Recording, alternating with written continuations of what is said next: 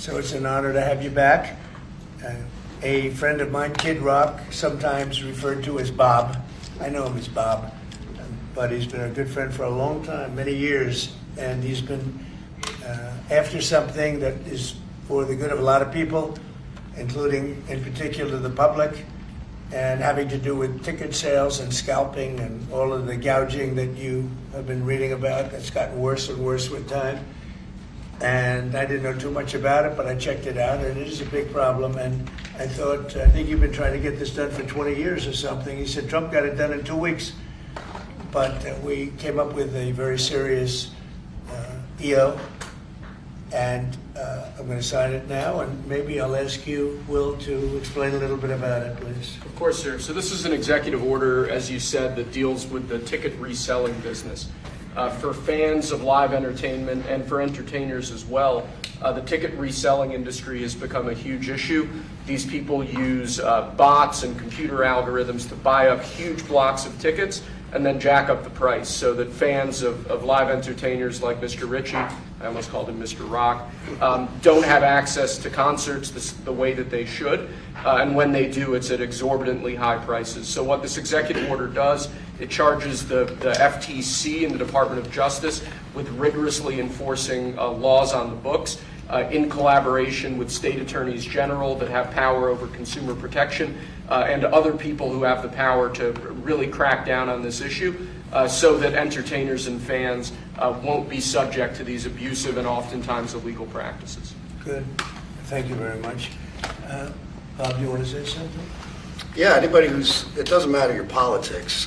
First off, thank you, Mr. President, because this has happened at lightning speed. I know you put, I want to make sure Alina Habba gets her credit too, because I know she worked very hard on this, but thank you for making this happen so quick. Anyone who's bought a concert ticket in the last decade, maybe 20 years, no matter what your politics are, knows that it's a conundrum. You buy a ticket for $100, by the time you check out, it's $170. You don't know what you're getting charged for, but more importantly, these bots. You know, they come in to get all the good tickets to your favorite shows you want to go to, and then they're relisted immediately for sometimes a 400% or 500% markup. And the artists don't see any of that money. And, you know, ultimately, I think this is a great first step. I would love down the road if there would be some legislation that we could actually put a cap on the resale of tickets. And I'm a capitalist and a deregulation guy, but they've tried this in some places in Europe, and it seems to be the only thing that's us as artists be able to get the tickets into the hands of the fans at the prices we set. I'll be the first one to say, and I know the president doesn't like when I say this, but I'm a little overpaid right now. It's kind of ridiculous. I would rather be, you know, a hero to working class people and have them be able to come attend my shows and give them a fair ticket price. I can't control that right now, so hopefully this is a step to really be able to make that happen. I know a lot of artists and a lot of fans who love concerts and music are going to be very appreciative of you taking this. And I think Bob is more interested in the fans and the people that are having to pay crazy prices than he is the artist. Maybe the artist a little bit, but the fans a lot. I've spoken to him over the years about it, and it's been, it bothers him. It bothers a lot of other artists too. You see the artists, and they go out with a $100 ticket and it sells for $2,000 the following night. And they seem to be able to sweep up the best locations too, which is pretty amazing. So they've only enforced that Box Act one time, I believe. Yeah. A couple years ago in New York City, I think we got a $2 million fine, and that's the only time they've enforced that act. And who's the primary culprit? Who sells these tickets? It's the scalpers. It's these bots go in and they're automated, so you're. But is there a company involved? You might not want to No, say. no. Well, there's reselling markets. Yeah. I think I know, Peter. But that's all right. Don't get them involved. Maybe What company do you think? Maybe they're more innocent than we think. Well, if you think of it, like if Ticketmaster sells a ticket, if you buy a ticket and go to a show, you're in a lot of ways their worst customer. Because they make another 17, whatever percentage every time that ticket resells. So they don't want to enforce the Bots Act necessarily because they're making more money off it. The artists don't see any of that money, but that's not what I'm advocating for, is for me to make more money. I want the fans to have fair ticket prices, be able to go and enjoy more shows. I know people that they decide on a family vacation or going to their favorite concert once a year rather than, you know, my parents used to go see multiple shows when you could afford them back in their day. And I'd like to take my ticket prices lower, but if I set my ticket prices low, these bots immediately eat them up and they resell for hundreds of dollars more, and I'm just making these bad actors rich. Well, I think this is a big step to getting it stopped. Did you have something, Brian? Yeah, I do actually. I actually feel that the consumer is going to take the money that they've saved and actually buy merch, which you guys have a big percentage of, or do concessions, which you guys split with the venue on that as well. So I think their We money don't goes share first. concessions a lot. No? No, those are, we try to, but they don't want to share it in the beer prices and parking or any of that stuff. But the bottom line is there's money for everyone to be made. There's plenty of money to go around. You know, no one's going to really lose here. You know, Ticketmaster, if we can get a cap, they're going to lose some money. But I've already talked to CEO Michael, and he's given me his word. He's on board for it. I was talking to Jacoby with Papa Roach earlier, and by the way, he's a big fan of what you're doing, President Trump, digging into this whole scalping and the bots. A lot of musicians, you can say that, they're with Kidrock, sir. Good. On I this, think so. without a doubt. A lot of people are. President Trump, Peter? would you ever wear a jacket like that? I don't know. I was thinking about doing it for tomorrow. We have a big event coming up, and I was thinking about doing it, but I'm not sure. So you recently bought a Tesla for White House staff I did. to use, but now there's all these domestic terrorists targeting Teslas. Are the staff scared to drive it? I don't think so. I haven't heard. They weren't complaining. I did buy one, and I let the staff use it. We have it parked conveniently, and one day we give it to Margot, one day we give it to Chamberlain, give it to Natalie, we give it to everybody around, give it to Dan Scavino, but he's got so much money it doesn't matter. But they love the car, and it's a great car, and it's made here, and it's made in the country. He's got a tremendous plant now in Texas, and he has one in California. Does a lot of his work here, and he's been really unfairly treated, in my opinion. I travel. And Yeah. there's this other story, I know it's hypothetical right now, but if you were allowed for some reason to run for a third term, is there a thought that the Democrats could try to run Barack Obama against you I'd love for that. his third term? Boy, I'd love that. That would be a good one. I'd like that. No, people are asking me to run, and there's a whole story about running for a third term. I don't know. I never looked into it. They do say there's a way you can do it, but I don't know about that. But I have not looked into it. I want to do a fantastic job. We have 4 years, just about, almost close to 4 years. Time is flying, but it's still close to 4 years, and we're getting a lot of credit for having done a great job in the first almost 100 days. And we have some big things we're going to be announcing over the next 2 days, and you know very well, Peter, and I think it's going to be something that's going to bring a lot of wealth back to our country, tremendous wealth back to our country, actually. And other countries are understanding it because they've been ripping us for 50 years, longer, but they've been ripping us off for years, right from the beginning. And I think this is going to be an amazing, I call it a lot of different names, but it's really, in a sense, it's a rebirth of a country, because how we could have afforded to do what we did.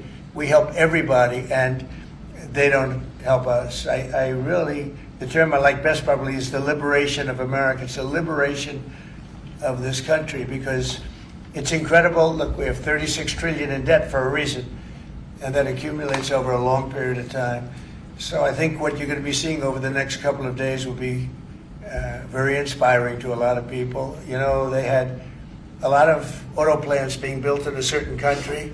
I don't want to mention the country because we get along great with the country, but those plants aren't being built there anymore. They gave them up today and yesterday, day before, and they're building them all now in the United States. And we have many examples, not only auto plants, chip companies from Taiwan are coming in. The biggest, Mr. Wei, he's big. I said, you are a smart guy, aren't you? I've been reading about him over the years, but he controls a large portion of the chip business, as you know. You don't get smarter. They're going to be investing $200 or $300 billion. Apple's investing $500 billion. You know, they always built their places in China. Now he's building here. I think because of you speak to Tim Cook, because of the election, but maybe more importantly because of the tariffs. You know, he's got really an obligation to do it. But we have many, many companies that you haven't even heard of. But I think we'll be at $5 trillion very soon. And if you think about this, we've never been anywhere near that. I don't know if we've ever been at $1 trillion. What do you mean by that? We're 500. What do I mean by trillion? 5 trillion. What are you referring to, sir? I think that we're going to be at $5 trillion of investment. I think you're going to have investments very shortly. We're already 3.5, and we have commitments, verbal commitments for a lot more. And numbers like that have never been done in this country, and it's going to get harder. This is in 2 months. It's really in less than 2 months, because since we've really gone out with it, and we have other interesting things happening. But to me, the whole tariff situation, and essentially they've done that to us for many years. So if we're anywhere near $5 trillion in 2 months, this could be numbers like the country's never seen. And every time you hear a dollar spent, that's another job, because the jobs are coming with it. So auto plants, chip plants, pharmaceuticals, lumber coming in. We have things happening in this country. I'm not sure that they've ever seen it. Steel, we have tariffs on steel. They've been here for a while. Steel and aluminum. Nobody's ever seen anything like we're witnessing now. Nobody's ever seen anything. Most of you agree with that. I mean, it's nothing much you can't agree with. We have things happening in terms of jobs and investment, the likes of which I don't think we've ever seen. If you look at, let's say, $4 to $5 trillion in a period of a month and a half, that's even more than you do with your concerts, which are always sold out, right? Nobody's ever seen numbers. And think of it, where Apple's at $500 billion, as I said, but they always used to spend that money in China. Now they're spending it here. That means they're going to build. Now, they don't have any tariffs. Remember, there are no tariffs if you do your product here, if you build whatever it is in the USA. One of the things we're also trying to get is if you buy a car that was built in the USA, you get a deduction on interest. So if you go out and borrow money to buy a car, if it's built in the USA, never been done before, it's a big deduction for people that really aren't used to deductions, frankly, because people that buy cars like that are not big into the world of deductions, and now they're going to learn about deductions. So I think it's going to be great. Yeah. Mr. President, are you going to move ahead with a universal tariff or different individual tariff rates on a whole variety of different? Well, you're going to see in 2 days, which is maybe tomorrow night or probably Wednesday. You're going to see, and they're reciprocal. So whatever they charge us, we charge them, but we're being nicer than they were. We have a lot of countries, friend and foe. I always say friend and foe, but the friend in many cases is worse than the foe. They took advantage of us, and we are going to be very nice by comparison to what they were. The numbers will be lower than what they've been charging us, and in some cases maybe substantially lower, but we sort of have a world obligation perhaps. But we're going to be very nice. Relatively speaking, we're going to be very kind. Mr. President, you met with the chairman. Somebody said that about me the other day. He said, who doesn't know me very well, they said, "You're such a kind person." And I said, "Say that again." They said, "You're a kind person." I said, "I've never heard that before." It was a weird statement. I was kind. Who said that? I've heard of words that, I don't know, I better not tell you. I've been called a lot of things, but it's sort of a different kind of a word. It's like an old-fashioned word, isn't it? Mr. President, you met with the chairman of Stellantis today. Did Yes. he ask you for a pause on the auto tariffs? No. What was that meeting about? Just about some of the problems they have with the environmental, which we're going to clean up. Have any of the automakers... We're going to probably go back to 1920. If you look, we're going to go back probably to a 2020 standard. So we'll have 2020 standard, and that's just a few years ago. Oh, they're making it so difficult. All over the world they're making it. It doesn't mean a damn bit of difference even for the environment. It doesn't matter. They make it impossible for people to build cars. So we're going to be doing much different. 2020 is a strong standard, but they take it to a level now that makes it very difficult to build a car. So we're going to be bringing it back to a standard that is a very good environmental standard, but it makes it possible to build a car. Have you heard any concerns from the automakers, though, about the tariffs on parts that will go into effect over the coming weeks, about what that's going to mean for the price of... Well, I gave them a big break for a month. I didn't charge them anything, for a big month, for that first month, and they brought a lot of material into this country because they could bring it in without tariff. If you look at Canada and Mexico, they were driving hundreds of thousands of cars into the market because they avoid the tariffs by doing it before the tariffs go on, which would be Wednesday. And I saw some of your shows where cars are lined up for miles and miles. Some of them didn't have fenders on them. Some of them didn't have the roof on yet. they're driving it in brand new. They're driving it in because they want to avoid the tariffs. I let them have that. They sort of took advantage of it because, that wasn't part of the deal, but that's okay.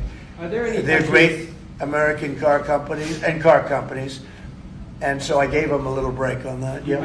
Are there any countries that you're not targeting on Wednesday? Well, it depends. I said it's reciprocal. Not everybody has made a fortune, but almost everybody has, but not everybody. And the ones that haven't, we're going to be very nice to them. And on a separate issue, Because that word reciprocal is very important. What they do to us, we do to them. Okay. Can I just ask you briefly on President Putin? You said over the weekend, or indicated over the weekend, some frustration with him. How serious are you about imposing oil sanctions on No, I Russian want to oil? see him make a deal so that we stop Russian soldiers and Ukrainian soldiers and other people from being killed. But mostly it's Russian and Ukrainian soldiers. They're losing at least 2,500 human beings, beautiful human beings, a week. And I want it to stop. And some people would say, why do you worry about Russian soldiers or Ukrainian soldiers? I worry because it's like they're just like you people. They're like us. They're like all of us. And I seem to have an ability to do those things. And if I can do that, I think it's a very worthwhile thing to do. And I think we will. And no, I want to make sure that he follows through, and I think he will. I don't want to go secondary tariffs on his oil, but I think, it's something I would do if I thought he wasn't doing the job. I did it with Venezuela, secondary tariffs, and you know what happened? Every boat left the harbor. Did you see that? It was a beautiful thing to see. The whole harbor emptied out. My words weren't even finished, and I have these massive ships. They're actually taking the hoses and dumping them into there. They couldn't get out of there fast enough because they know I don't play games.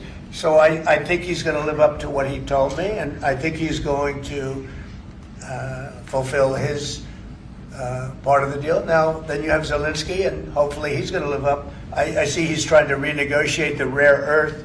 We did something because, as you know, the Europeans get paid back the money that they gave, and we don't, because Biden is an incompetent president.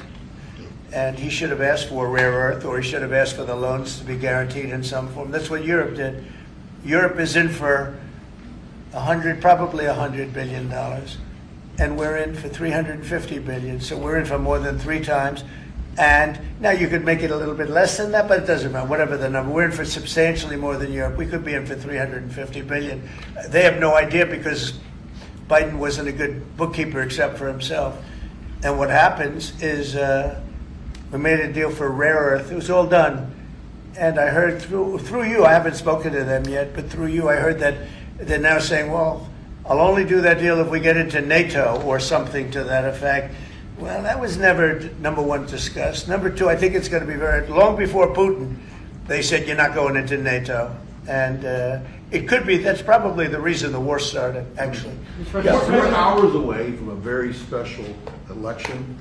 Wisconsin, Florida. I want to share your thoughts on Republican voters to not sleep on this. Yeah. 2 very important races together. Well, it's a big race, Supreme Court race in Wisconsin.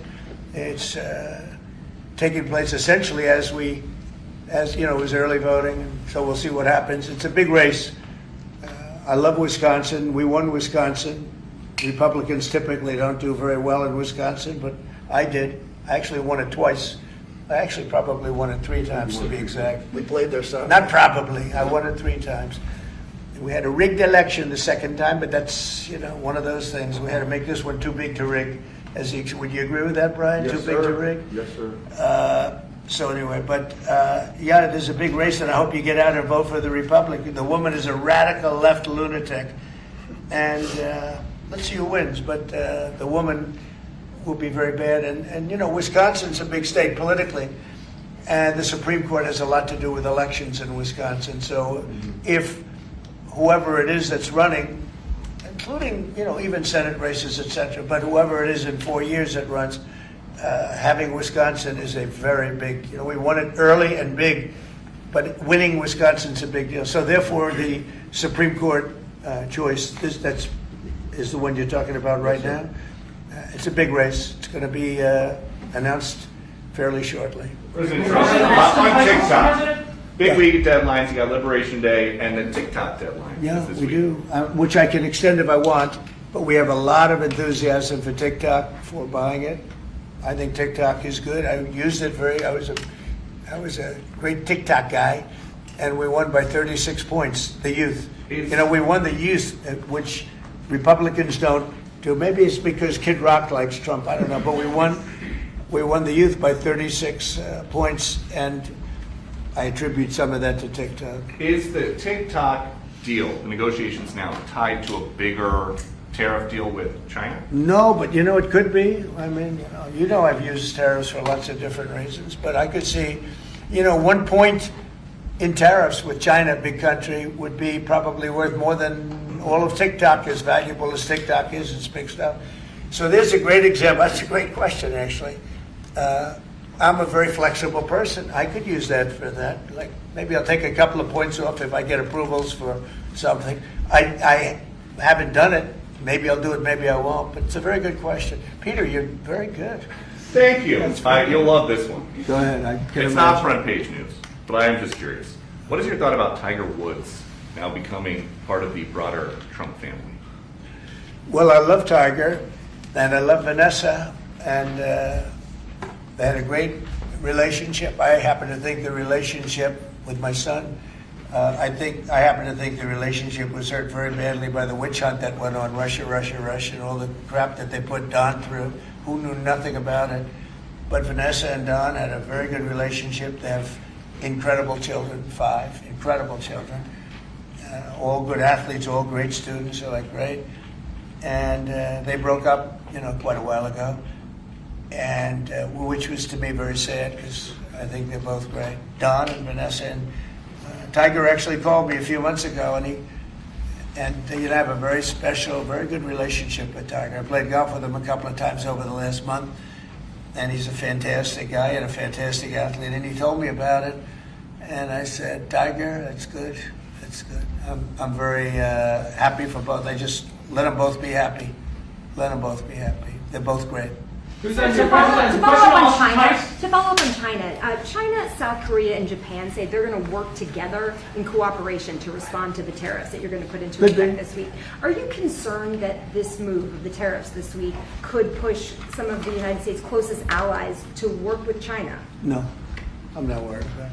I'm not worried about it. Yeah. Mr. President, can I ask you I about think they have a something? chance of doing better, actually, with the tariffs. It can actually help them in a certain way. And I think a lot of them will drop their tariffs because, they've been unfairly tariffing the United States for years. And if you look at the European Union on cars, the European Union already dropped their tariff down to 2.5%. It was announced a couple of days ago, which is what which is a very small tariff. The United States charged very little. And I think I heard that India just a little while ago is going to be dropping its tariffs very substantially. And I said, why didn't somebody do this a long time ago? A lot of countries are going to be dropping their tariffs. And also what happened in France today, Mr. President, Marine Le Pen, the far-right leader, got convicted in court and is now banned from running for office for 5 years. Do you have a comment? That's a big deal. That's a very big deal. I know all about it, and a lot of people thought she wasn't going to be convicted of anything, and I don't know if it means conviction, but she was banned for running for 5 years, and she's the leading candidate. That sounds like this country. That sounds very much like this country. Okay, anybody else? You've been presented with a bunch of proposals for tariffs by your advisors. They've been talking about that idea publicly. And who? That your advisors have presented ideas They to you do. about tariffs and what to do in the next 2 days. Have you settled Well, on you're any- going to see, I've settled, a long time ago. Yeah. But we talk about it. We talk about it a lot. We want to do what's right for the country and even the world. It affects the world, not just this country. This has been the piggy bank for the entire world. So it really does affect the world, and that's important to me also. Yeah. Yes, Mr. President, in the past you have said that you want the quick return of Austin Tice, a Marine Corps veteran and a journalist who went missing in Syria over 12 years ago. Yeah. Have efforts been made to locate Austin Tice been extended beyond Syria, including potential leads in Iran? And do you have plans to get in touch with Ms. Deborah Tice, the mother of Austin Tice, and also at the same time, organizations like Hostage Aid Worldwide have been on the ground in Syria, searching for Austin Tice for many years. Can I get your comment on the future, potential future plans to locate Austin Tice and to bring him home finally? So we've been looking, as you know, for Austin for years. I don't know about Biden. I don't think Biden was looking for anything, but we were, and there's been virtually no sign. You know that. There's been no sign of Austin. An incredible young guy. Be less young now. It's been a long time. It's been many, many years. The mother is fantastic. She's a very committed mother that her whole life is to find her son, who was in Syria and just disappeared off the face of the earth. So, you know, a lot of bad things happen. But we're always, you know, we will never, until we find out something definitive, one way or the other, we'll never stop looking for him. But we have been, and the response, it's just a lot of dead ends. He's been gone for a long time. The problem is there's never been a sighting. You know, sometimes you'll have somebody you're looking for him and there's a sighting. There's never been a sighting of Austin, but we are out there and we have great respect for his family and for his mother. She's been unbelievable. Yeah, Mr. please. President, a question about... No, behind you. Oh, apologies. Yes, you've had outreach with the leaders of Russia and China. You've made an outreach to Iran. When are you going to plan to reach out to North Korea and Kim Jong-un? Anytime in the near future? Well, I do. I have a very good relationship with Kim Jong-un. Now, you people hate to hear that, but it's very important. I got along with him fantastically, as you know. It started off very rough, very nasty. Little rocket man, the whole thing was a nasty deal. And then one day we got a call that they'd like to meet. We met. We have a great relationship. And yeah, we have, there is communication, yeah. Mr. I President, think it's very important. You know, he's a big nuclear nation, and he's a very smart guy. I got to know him very well. Remember, I put my foot across the line, and then I walked across the line. I don't know if Secret Service was thrilled with that. They actually wasn't. They were not too thrilled. But I have a very good relationship with him. Yeah, we'll probably do something at some point. Yeah, please. Jeff. Who's on your short list, Mr. President, to replace Elise Stefanik as U.S. Ambassador to the UN? So we have a lot of good people that want it. First of all, Elise is fantastic, and I just don't want to take chances with you guys saying, how is the election going? We have a congressional election that's a little bit close. I guess the one is in good shape, but the other one's a little bit close. But Randy Fine is a great guy. They're both good candidates. They're very good. But it's, you know, a little bit, we want to be careful. And Elise is very popular in her district, and so am I. We won by a lot of points, and so did she.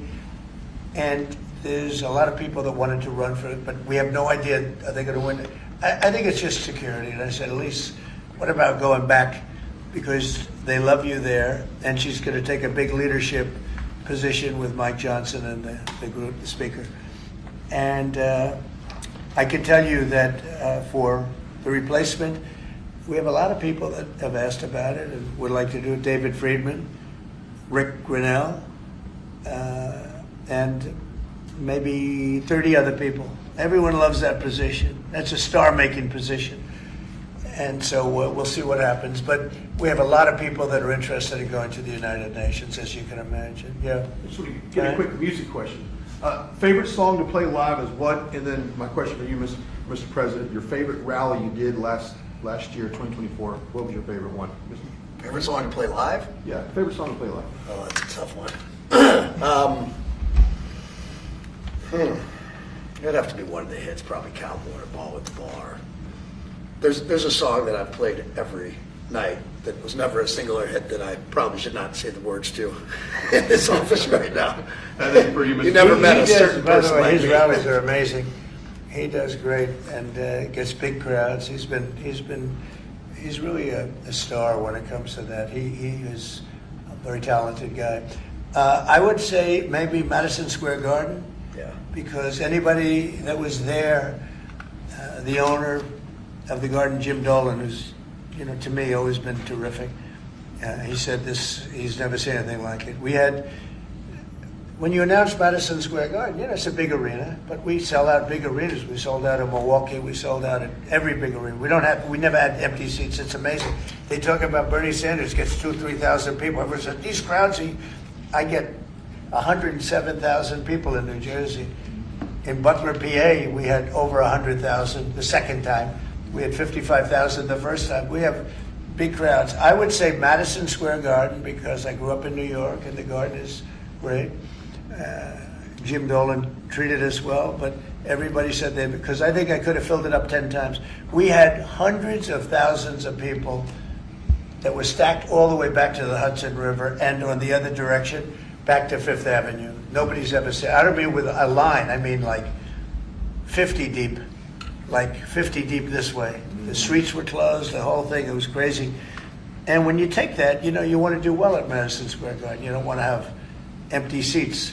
But we could have sold it out, Brian, 10 times, and everybody knew it. And I think we got a good indication that that's where the election was going. And we won every swing state, and we won by millions of votes. It was a great election, yeah. Mr. President, the U.S. military transferred 17 individuals to El Salvador overnight. Did you discuss with your team whether these deportations would run afoul of any recent court orders? No, I do want to thank, however, the president. He has been unbelievable and, in relation to us. But I think that our people have done an incredible job. I got elected on the basis of getting bad people out of our country that shouldn't be here, very dangerous people out of our country. And that's what I did. And then you have a judge that wants to take over. And I can't imagine it can be allowed. If it was up to him, they'd all be put back in our country. These are killers. These are drug lords. These are really bad people. But I want to thank the president of El Salvador because he's done an amazing job. You saw it. Yeah. Elon Musk's special government tenure is coming to an end, 130 days, I think another month. Yeah. Do you want him to stay longer, or is it time for him to go back to running his companies in Europe? Well, I think he's amazing, but I also think he's got a big company to run. And so at some point he's going to be going back. He wants to. Would you want to keep him around? But, I'd keep him as long as I could keep him. He's a very talented guy. I love very smart people. He's very smart, and he's done a good job. Doge is, we found numbers that nobody can even believe, like 400 billion, 500 billion. It could be close to $1 trillion by the time they end on different things. And he's led the charge, and you've seen a lot of his people. And these are people that joined up. I always say they're high IQ people. I like high IQ people.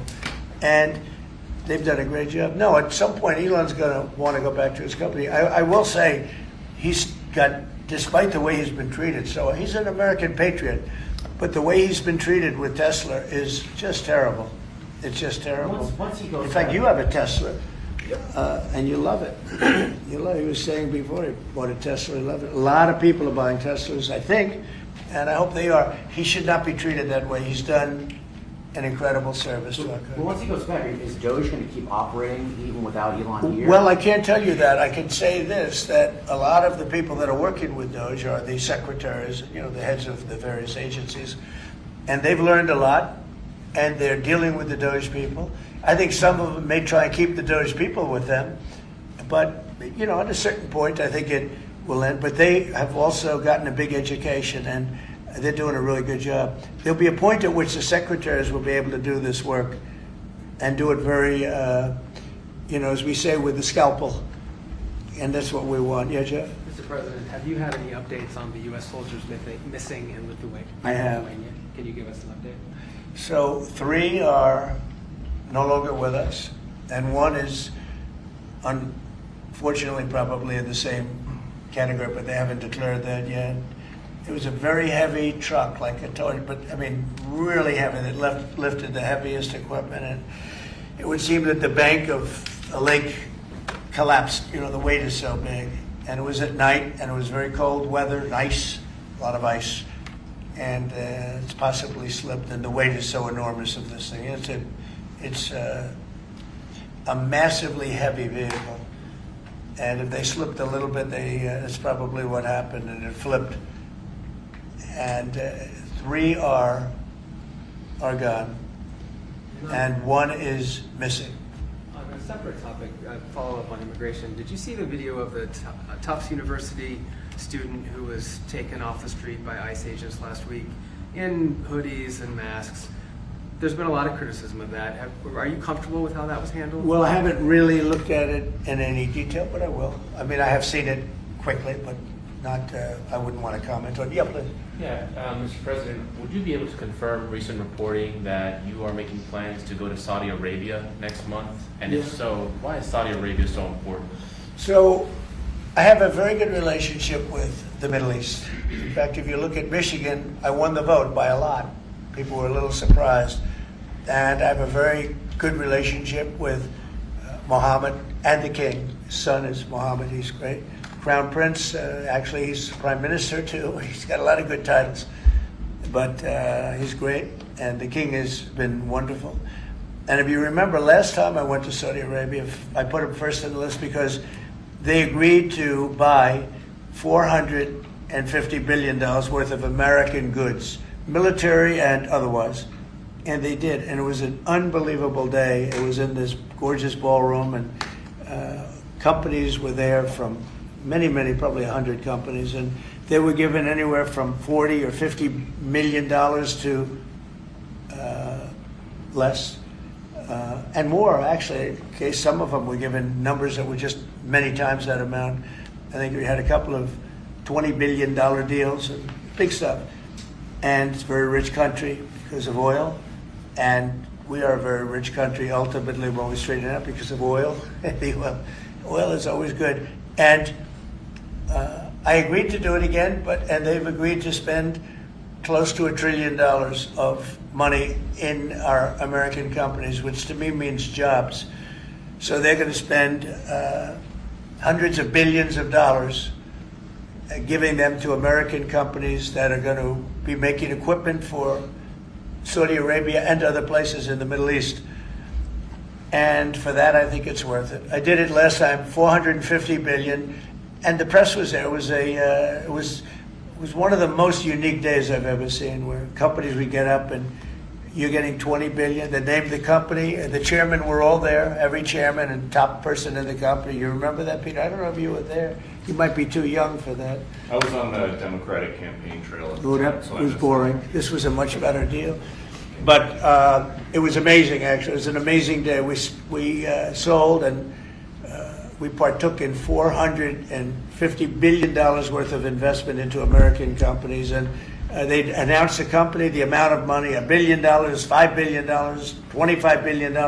And the chairman of the company, many of whom, well-known figures, prestigious figures, great business leaders, they went up, they shook the hand of somebody, and they would sit down, and we just had a big investment made. So it was a record. Nobody ever beat it before. $450 billion worth of jobs. I view it as jobs more than anything else. And now we're close to $1 trillion, so it's more than double the number that we did when I first came to office. And this trip takes place next month. It could be next month, maybe a little bit later, yeah. And we're going to Qatar also. And also we're going to possibly a couple of other countries. UAE is very important. It's a great leader in UAE. And I had his brother here the other night, if you saw that. We had a wonderful guy, a wonderful family. So we'll probably stop at UAE and Qatar, and as I used to call it, Qatar. Nobody's ever told me right or wrong. I always like to say Qatar, but it's Qatar. They like to say Qatar. And Saudi Arabia, the three of them, and then we'll go other places also. But in the Middle East, those seem to be the three. And again, tremendous amounts of jobs will be created in those 2 or 3 days. Thank you very much, everybody. Thank you.